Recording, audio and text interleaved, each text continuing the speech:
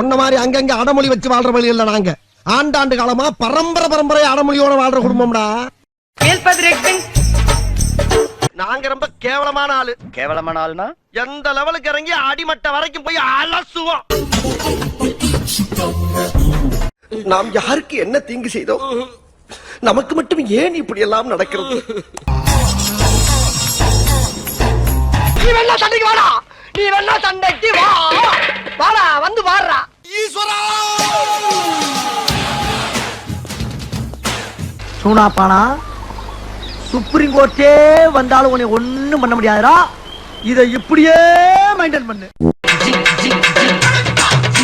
என்னைய வச்சு ஒன்னும் காமெடி கிமெடி பண்ணலையே. போங்கடா போங்கடா, போய் வேலையில பாருங்கடா. டிபார்ட்மெண்ட் மேல பூரா கோவமா இருக்கேன் நானு. போ போ. வாண்டடா அந்த ரவுடி நம்ப மாட்டேங்கிறேன். நான் ஜெயிலுக்கு போறேன்.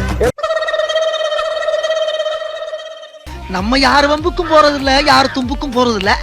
நம்ம உண்டு, நம்ம சோழி உண்டுன்னு போயிடுறோம். யோ யார் நீ? என்ன கேட்ட? இது என்ன பிரமாதம்? இது விட பெசலைட் ஒண்ணு இருக்கு. கூவுடா.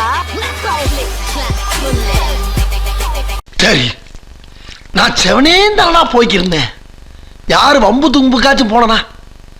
கௌரவம்னு என் கௌரவத்தையே ஆரம்பிச்சிட்டீங்களா?